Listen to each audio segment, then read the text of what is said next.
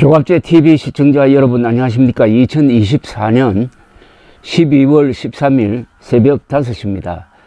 요새 윤석열 대통령이 자신이 저지른 일종의 난동이라고 그럴까요? 해프닝이라고 그럴까요? 코미디라고 그럴까요? 어쨌든 내란죄 혐의의 비상계엄령 사태에 대해서 해명, 변명하는 것을 듣고 있으면은 저 사람은 다른 세계에 사는 사람이다. 어떻게 저런 논리를 구사할 수 있을까? 라고 생각하게 됩니다. 간단하게 요약하면은 민주당을 혼내주기 위해서 그냥 경고용으로 비상계엄령 선포해가지고 군대를 한번 동원해 봤다. 이게 주된 변명 요지입니다. 민주주의 국가에서 대통령이 군대를 동원하는 순간은 칼을 뽑는 겁니다. 칼을 뽑는다는 것은 누구를 상하게 한다는 것입니다. 그것이 실패하면은 그 칼이 반드시 자신에게 돌아오게 되어 있습니다. 칼을 뽑는 순간 목숨을 걸어야 합니다. 그런데 그런 심각성은 전혀 고려하지 않고 그냥 장난삼아 그냥 뺨 때리는 정도로 생각했다는 것 아닙니까? 그럼 왜 이 사람이 이런 정신세계에서 살고 있었느냐? 국민들이 너무 늦게 알았다. 이 말은 언론이 자기들끼리만 알고 듣고 국민들에게 알려주지 않았다는 이야기 아니겠습니까? 그런 집에서 오늘 중앙일보 김정하 논설위원이 쓴 이 칼럼은 상당히 충격적입니다. 특히 일반 국민들에게 제목이 이렇습니다.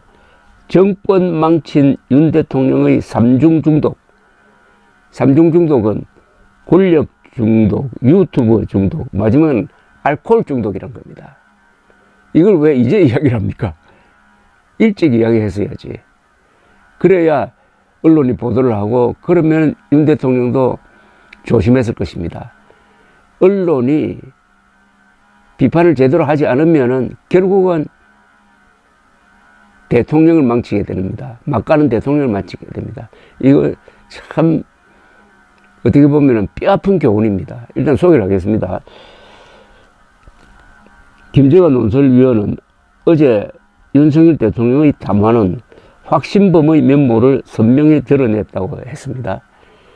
국회에 병력을 보낸 데 대해 윤 대통령은 국회를 마비시키려 한 게 아니라 거대 야당의 망국적 행태를 상징적으로 알리기 위해서라고 해명했는데 군 투입이 애들 장난인가? 라면서 윤 대통령의 정신세계가 왜 이렇게 됐을까라고 묻고 그 다음에 답을 하고 있습니다. 이번 사태는 거의 세 가지 중독 때문에 발생했다는 겁니다. 첫째는 권력 중독입니다. 윤 대통령은 검사 시절 한번 찍은 표적은 어떻게든 구속하는 칼잡이로 유명했는데 그 물컵을 줄줄이 잡아 넣으면서 그는 자신의 검사 권력에 대한 강한 확신이 생겼을 것이라고 했습니다. 뇌신경학자 이언 로버트슨에 따르면 권력감은 도파민, 행복감을 주는 신경전달 물질입니다. 도파민 분비를 촉진하여 뇌의 중독 중추를 활성화한다고 했습니다. 로버트슨은 권력은 코카인과 같은 작용을 한다. 다른 사람에게 공감하지 않고 오만하게 만든다. 권력은 시야를 좁게 만든다고 지적했답니다.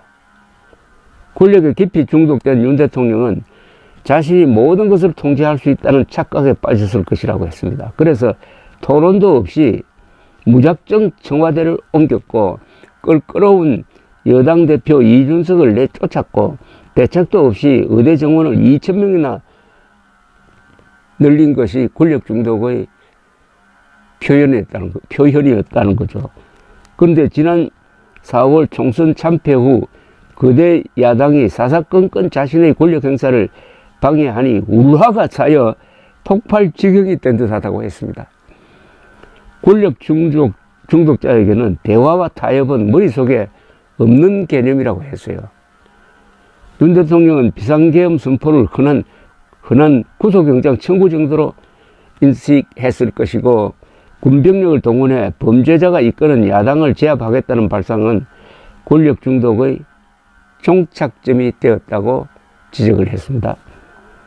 권력 중독이 특수부 검사 경력에서 나왔을 것이란 생각을 갖게 하는 지적이니까 앞으로 또 다른 특수부 검사 출신 한동훈은 그러지 않을까. 둘째는 유튜브 중독. 윤 대통령은 신문 방송보다 유튜브에 심취했는데, 김 의원은 유튜브에 사람이 중독되면 음모론이 지배하는 망상의 세계에 빠지면서 이번에 계엄 선포 직후 계엄군이 선관위에 진입해 서버 확보에 나선 것은 윤 대통령이 부정선거 음모론을 얼마나 신봉했는지 잘 보여준다고 했습니다. 대통령은 어제 담화에서도 선관위에 대한 강한 의심을 장황하게 표출했는데, 김진표 국회의장을 2022년 이태원 사고 다음에 만났을 때도 특정 세력에 의해 조작된 사건일 가능성도 배제할 수 없다고 말했다는 대목을 상기시켰습니다. 윤 대통령은 유튜브를 너무 많이 봤다는 겁니다. 셋째 중독이 충격적인데, 알코올 중독. 윤 대통령은 수십 년간 폭음을 해왔다. 술은 뇌의 전두엽을 망가뜨린다. 전두엽은 충동을 억제하고 이성적 판단을 담당하는 부위다. 술 때문에 전두엽 기능이 저하되면 감정을 조절하지 못하고 툭하면 흥분하고 격노한다. 나중에 증상이 심해지면 술을 안 마신 상태에서도 그렇게 된다고 했습니다. 김 의원의 지적은 뼈아픈 겁니다. 알코올 중독. 구술을 하면서 술을 참 많이 마신 윤석열 대통령, 그 술을 통해서 친구를 많이 사귀고 또 그런 대화를 통해서 잡다한 지식을 많이 축적했지만 철학은 없었다는 거죠. 체계적 지식이 없었다는 거죠. 체계적 지식을 보통 우리가 양식 또는 교양이라고 부르죠. 마지막 문장은 이렇습니다. 윤 대통령은 진작에 알코올 중독 상담을 받았어야 했다. 그랬으면 계엄 선포와 같은 비극적 사태는 없었을 것이다. 술로 인한 판단력 저하가 자신의 인생과 정권을 파멸로 몰고 갔다. 쓰고 나니 뜨끔하다. 새해부터는 술을 줄여야겠다. 자, 이거는 언론에 대해서도 해야 될 이야기입니다.